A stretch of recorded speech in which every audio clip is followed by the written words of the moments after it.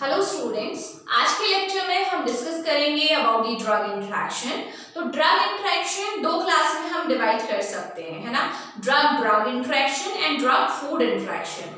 अगर हम बात करते हैं अबाउट द ड्रग इंटरेक्शन, इसमें क्या होता है कि कोई भी दो ऐसी ड्रग हैं जो एक दूसरे के साथ इस तरीके से इंटरेक्ट कर रही हैं कि एक दूसरे के इफेक्ट को ऑल्टर कर रही है। एक मेडिसिन ऐसी है जो दूसरे का जो इफेक्ट है उसे ऑल्टर कर रही है, तो वो क्या है हमारा ड्रग इंटरेक्शन।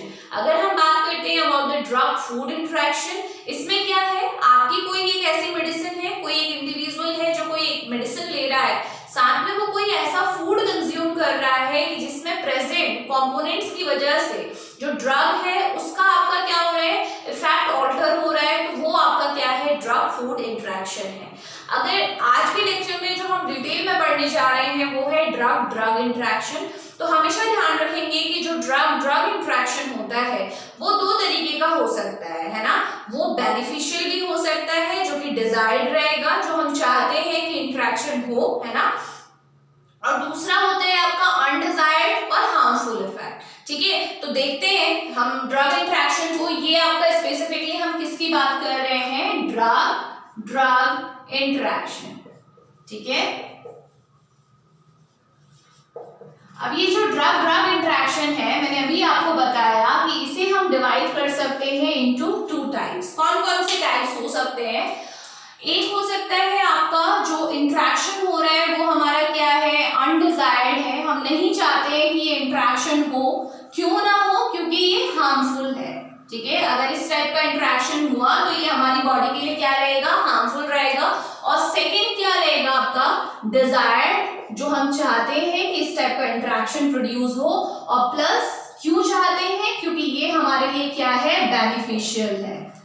ठीक है, तो दो क्लास में हमने डिवाइड किया ड्रग इंटरेक्शन को। One is undesired which is also known as harmful interaction and the second one is desired one which is beneficial. ठीक है, अब हम इसके एक सिंपल एग्जांपल से हम समझने की कोशिश करते हैं कि अनडिजायर्ड और हार्मफुल इंटरेक्शन कैसा हो सकता है। कोई भी आप एग्जांपल ले सकते हो। तो सपोज मैं यहाँ पे जो एग्जांपल आप लोगों के साथ डिस्कस करने जा रही हूँ वो एग्जांपल क्या है आपका, इंटरेक्शन ऑफ फेनिटोइन सबको पता है एंटी इपिलेप्टिक ड्रग है, विद ओरल कॉन्ट्रासेप्टिव्स। ठीक है, ओसी। अब ये कैसा इंटरेक्शन है, देखो कोई भी फीमेल है जो ओरल कॉन्ट्रासेप्टिव को कंज्यूम कर रही है टू अवॉइड प्रेगनेंसी, ताकि प्रेगनेंसी ना हो, उसने क्या लिया, ओरल कॉन्ट्रासेप्टिव ले रही है, but at the same time वो उसको एपिलेप्सी डायग्नोज हुई, डॉक्टर ने बताया कि आपको एपिलेप्सी भी है। तो ऑब्वियसली अगर एपिलेप्सी है तो एंटी एपिलेप्टिक ड्रग लेनी पड़ेगी। तो वो ड्रग कौन सी है, सपोज फेनिटोइन है। ठीक है, अब देखो फेनिटोइन के साथ एक प्रॉब्लम है। वो प्रॉब्लम क्या है कि फेनिटोइन जो होती है आपकी, ये एंजाइम इंड्यूसर होती है। ठीक है, एंटी एपिलेप्टिक है, एपिलेप्सी के ट्रीटमेंट में आप इसे यूज करते हैं, but at the same time ये क्या करती है, आपकी एंजाइम इंड्यूसर भी है। तो क्या होगा, देखो फेनिटोइन क्या करने वाली है, ओरल कॉन्ट्रासेप्टिव के मेटाबॉलिज्म को बढ़ा देगी। ठीक है, एपिलेप्सी के लिए यूज कर रहे हैं, ठीक है, बट इसने साथ में क्या किया, जो वो फीमेल पहले से ओरल कॉन्ट्रासेप्टिव ले रही थी इसके मेटाबॉलिज्म को बढ़ा दिया। जितना ज्यादा ओरल कॉन्ट्रासेप्टिव का मेटाबॉलिज्म होगा तो उतनी ही जल्दी ओरल कॉन्ट्रासेप्टिव का लेवल ब्लड में कहाँ चला जाएगा, नीचे चला जाएगा। तो ये आपका जो इंटरेक्शन है इसकी वजह से हुआ क्या, ओरल कॉन्ट्रासेप्टिव का इफेक्ट बिल्कुल कम हो गया होगा, है ना। और जो फीमेल जो ओरल कॉन्ट्रासेप्टिव ले रही थी वो क्या सोच के ले रही थी कि प्रेगनेंसी नहीं होगी, but somehow oral contraceptive failure की वजह से प्रेगनेंसी हो गया। तो ये इंटरेक्शन कैसा था, अनडिजायर्ड था, हार्मफुल था, जो कि अनइंटेंडेड था, नहीं चाह रहे थे, बट बॉडी में हुआ ऐसा कि दोनों मेडिसिन आपस में इस तरीके से इंटरेक्ट की कि एक ने दूसरे के इफेक्ट को क्या कर दिया, नलिफाई कर दिया, खत्म कर दिया। तो इस टाइप का जो इफेक्ट आएगा ये क्या है, हमारा अनडिजायर्ड है तो हार्मफुल भी है। ठीक है, समझ में आता है। नेक्स्ट हम आते हैं डिजायर्ड और बेनिफिशियल में। ये इस टाइप का इंटरेक्शन जो रहेगा वो डिजायर्ड होता है, हम चाहते हैं उस इंटरेक्शन को होना क्योंकि वो हमारी बॉडी के लिए बेनिफिशियल है। तो इसका एग्जांपल हम दे सकते हैं एंटी ट्यूबरकुलर ड्रग। ठीक है, मैं इसमें स्पेसिफाई नहीं कर रही हूँ, आपको पता है एंटी ट्यूबरकुलर ड्रग कौन कौन सी होती हैं, है ना, पढ़ी है, आइसोनियाजिड, है ना, रिफैम्पिसिन, पायरासिटामाइड। तो ये सारी ड्रग क्या है आपकी एंटी ट्यूबरकुलर की कैटेगरी में आती है। तो ये हमेशा आपको पता है ट्यूबरकुलोसिस अगर कभी भी होता है तो हमेशा हम कॉम्बिनेशन में ड्रग देते हैं। रीजन क्या है, एक सिंगल ड्रग से रेजिस्टेंस बहुत जल्दी हो जाती है बॉडी में, तो इसलिए हम कॉम्बिनेशन देते हैं। तो ये इस टाइम पे जो ड्रग्स ने आपका एक दूसरे के साथ इंटरेक्ट किया, वो कैसा इंटरेक्शन है हमारा, बेनिफिशियल इंटरेक्शन है। बिकॉज जब हम एंटी ट्यूबरकुलर ड्रग देते हैं, एक आप देखोगे, आप एक थेरेपी चलती है ट्यूबरकुलोसिस की पूरे ट्रीटमेंट की, तो उसमें हम क्या करते हैं, 4 ड्रग का कॉम्बिनेशन सपोज आपने यूज किया, तो वो चारों ड्रग आपस में रिएक्ट इस तरीके से कर रही हैं, इस तरीके से इंटरेक्ट कर रही हैं, जो रिजल्टेंट इफेक्ट होगा वो क्या मिलेगा, डिजायर्ड होगा, बेनिफिशियल होगा। एक सिंगल ड्रग अगर ले रहे थे तो रेजिस्टेंस हो रही थी, बट साथ में लिया तो क्या हुआ, रेजिस्टेंस नहीं हुई बॉडी में। तो इस टाइप का इंटरेक्शन जो हुआ वो कैसा है, बेनिफिशियल है ना। तो इस तरीके से इसमें एक और एग्जांपल हम ले सकते हैं डिजायर्ड के केस में। ये पहला एग्जांपल था, इसे मैं थोड़ा सा चेंज करके बता रही हूं। Interaction of morphine with naloxone. अब ये इन दोनों का इंटरेक्शन कैसा होता है, देखो मॉर्फिन सबको पता है ओपिएट्स की कैटेगरी में आती है, ठीक है। मॉर्फिन की अगर ओवरडोज हो जाए तो उसमें क्या होता है आपका, मॉर्फिन के ऑब्वियसली जो आपके, हम मॉर्फिन को कब यूज करते हैं, पेन किलर के फॉर्म में यूज करते हैं ना। ओपिएट एनाल्जेसिक की इंडिकेशन ही ये है कि जब बहुत सीवियर पेन है तो नसेट्स काम नहीं करते, non steroidal anti inflammatory drug, तो उस केस में हमें किस पे जाना पड़ता है, ओपिएट्स में, जिसमें मॉर्फिन आपका क्लासिक एग्जांपल है। तो अगर कोई एक इंडिविजुअल है जिसमें मॉर्फिन की ओवरडोज हो गई, तो अब आपका जो आप क्या देते हैं, आप ओपिएट एंटागनिस्ट देते हैं। तो नैलोक्सिन क्या है आपका, ओपिएट एंटागनिस्ट। तो इसने क्या किया, मॉर्फिन के रिसेप्टर पे जाके खुद बैठ गया और मॉर्फिन के इफेक्ट को ब्लॉक कर दिया। तो ये जो इंटरेक्शन है, इन दोनों के बीच का जो इंटरेक्शन है, ये क्या है, बेनिफिशियल है या नहीं है, ठीक है। मॉर्फिन की ओवरडोज दिक्कत दे रही थी, नैलोक्सिन ने क्या किया, मॉर्फिन के इफेक्ट को खत्म करने का काम किया, क्योंकि ये क्या करता है आपका, जो मॉर्फिन के रिसेप्टर्स होते हैं उस पे जाके खुद बैठ जाता है, तो इसकी वजह से मॉर्फिन अपना इफेक्ट प्रोड्यूस नहीं कर पाएगा।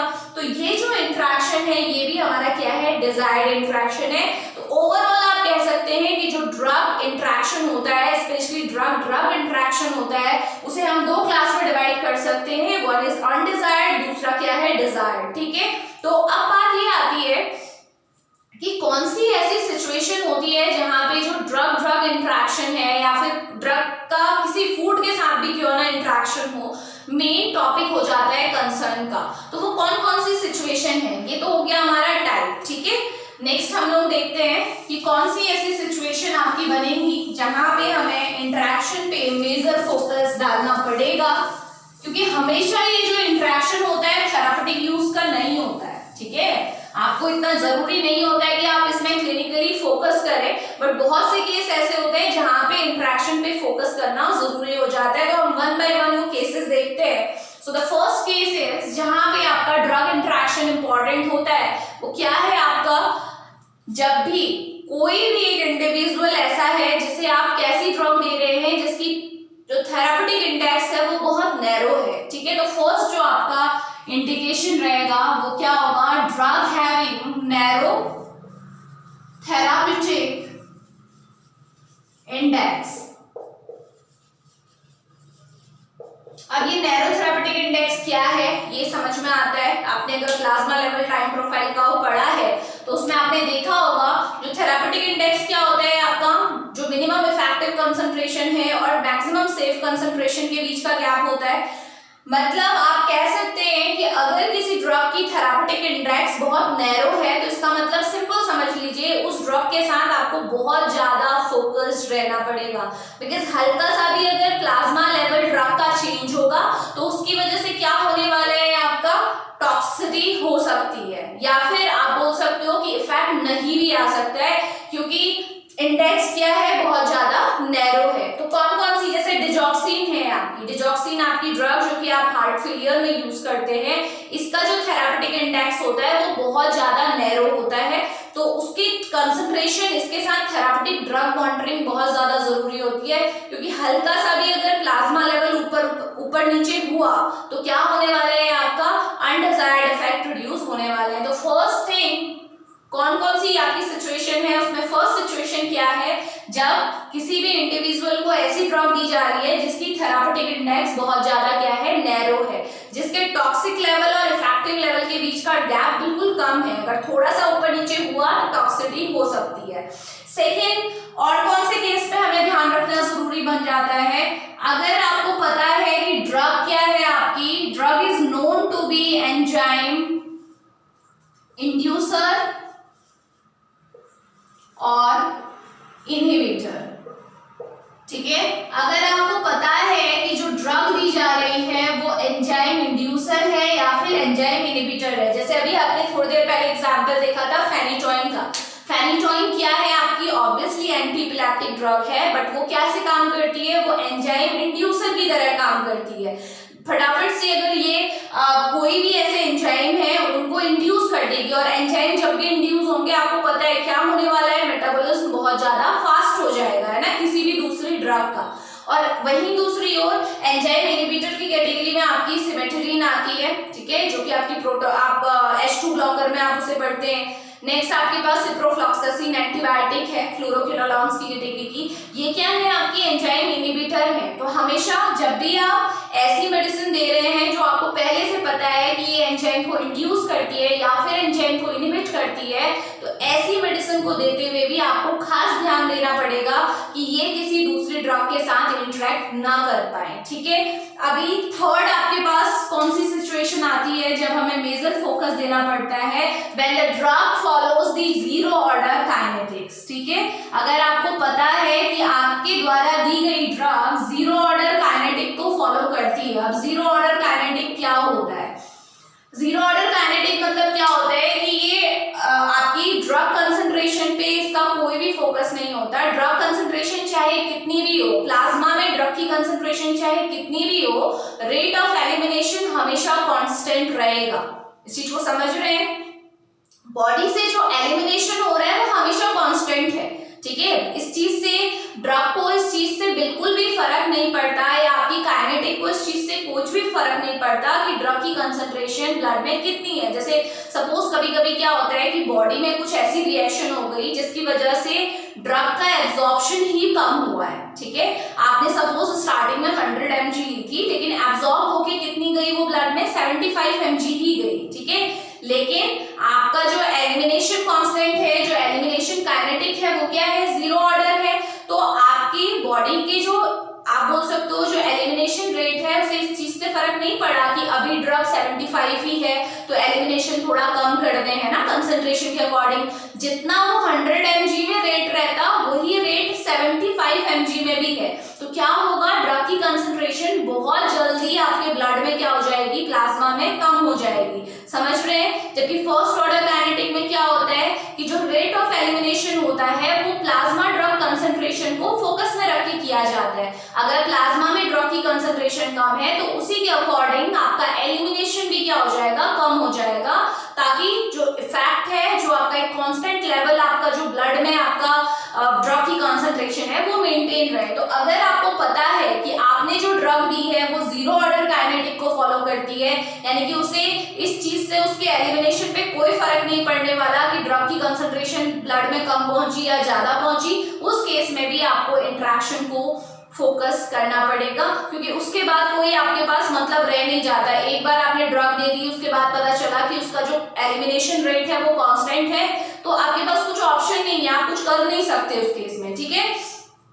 इसके अलावा और कौन से ऐसे केस हो सकते हैं जिसमें आपको ध्यान रखने की जरूरत है, उस केस में जहां पे आपका क्या हो रहा है, ट्रीटमेंट बहुत लंबे टाइम से चल रहा है। एक पर्सन को अगर कोई ऐसी डिजीज है जिसमें वो एक लंबे टाइम से थेरेपी ले रहा है, तो उस केस में भी आपको इंटरेक्शन को फोकस करना पड़ेगा। तो in case of long term treatment, ठीक है, अगर बहुत लंबे टाइम से अगर किसी भी एक इंडिविजुअल मॉलिक्यूल का ट्रीटमेंट चल रहा है, तो इन दैट केस आपको ध्यान रखना पड़ेगा, बिकॉज जो जैसे मान लीजिए किसी का क्या है, किसी को एपिलेप्सी है, ठीक है, या फिर किसी को अरेथमिया है, ऐसे केस में जो ट्रीटमेंट होता है बहुत लंबा चलता है, तो उस केस में आपको एक डेफिनेट प्लाज्मा कंसंट्रेशन को हर टाइम मेंटेन करना जरूरी होता है। आप एक डोज भी स्किप करते हैं तो उससे इफेक्ट बहुत ज्यादा एडवर्स हो सकता है। तो इसीलिए अगर आपको पता है कि कोई एक ऐसी मेडिसिन है जो बहुत लंबे टाइम से ली जा रही है और जिसकी कंसंट्रेशन का मेंटेन होना बहुत ज्यादा जरूरी है, तब भी आप इंटरेक्शन को मेजर फोकस में रखेंगे। आप चांस नहीं ले सकते कि इस ड्रग के चलते आप कोई दूसरी मेडिसिन ऐसी दे रहे हैं जिसका आपने चेक भी नहीं किया कि कहीं वो इसके साथ इंटरेक्ट तो करती तो नहीं है, ठीक है। तो ये आपका क्या था, फोर्थ जो आपका है topic of concern, when the person is undergoing long term treatment for certain disease और एलिमेंट, ठीक है।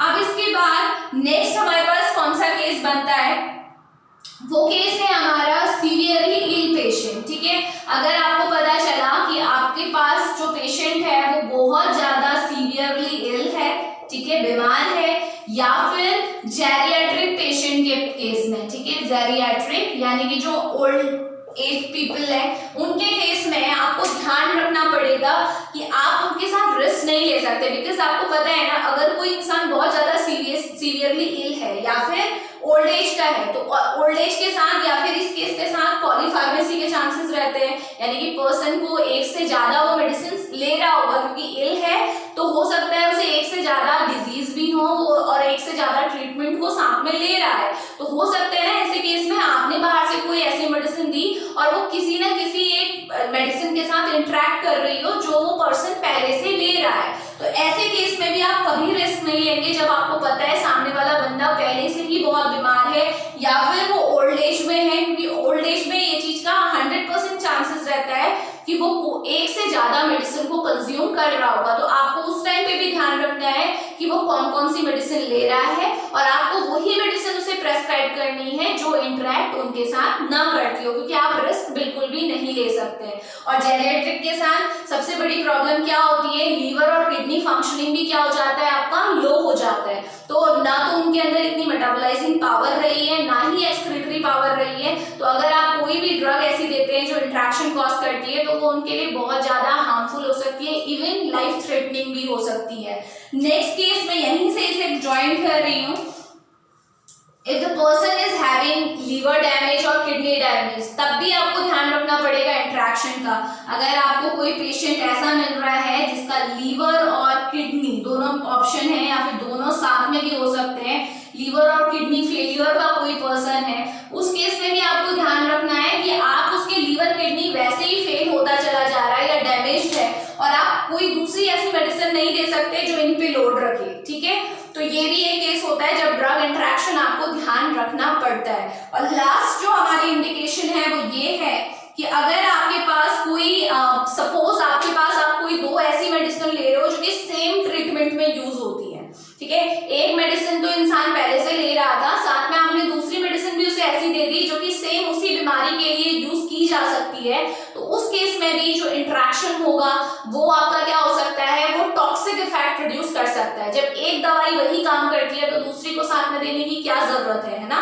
तो यहाँ पे आप क्या बोलेंगे, ड्रग having same effect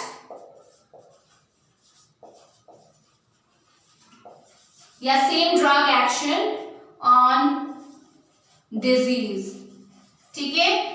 इसमें एग्जाम्पल आप देख सकते हो कि जैसे आपका थियोफाइलिन और साल्बुटामोल है, ये दोनों ही ड्रग क्या करती हैं, बीटा रिसेप्टर पे एगोनिस्टिक की तरह वर्क करती है। तो आपको जब पता है कि थियोफाइलिन भी एगोनिस्ट है और साल्बुटामोल भी एगोनिस्ट है, तो दोनों को साथ में अगर आप दे रहे हो तो जो इफेक्ट आएगा वो क्या आएगा, बहुत ज्यादा आएगा ना। तो इसकी वजह से जो रिपोर्टेड इफेक्ट आता है जैसे अरिथमिया, वो आप लोगों को अरिथमिया रिपोर्टेड होता है, यानी कि क्योंकि आप जानते हो दोनों ही बीटा एगोनिस्टिक है। अगर बीटा 1 रिसेप्टर आप जानते हो क्या करता है, हार्ट रेट को इंक्रीज करता है, और आप एडवर्सली भी अगर देखोगे कि बीटा 2 रिसेप्टर को भी अगर आप ज्यादा उसमें एगोनिस्टिक इफेक्ट दिखाते हैं तो वो कहीं ना कहीं रिवर्स आपका क्या करता है, आपका अरिथमिया कॉज करता है, ठीक है। है वो हम बाद में पढ़ेंगे, बट फिलहाल के लिए आपको ये सारे पॉइंट आपके दिमाग में होने चाहिए कि कौन कौन से केसेस ऐसे हैं जहां पे ड्रग इंटरेक्शन हमारा मेजर फोकस होना चाहिए या ड्रग इंटरेक्शन क्लिनिकल इंपॉर्टेंस का बन जाता है। इनके अलावा अगर कोई ऐसे माइन्यूट से केसेस है वहां पे आपको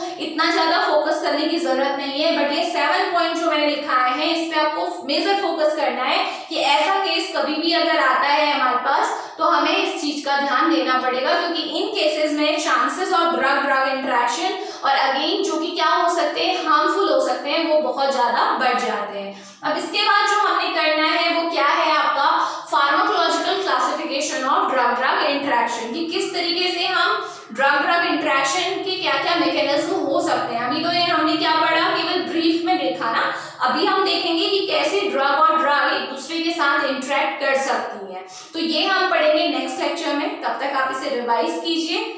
थैंक यू।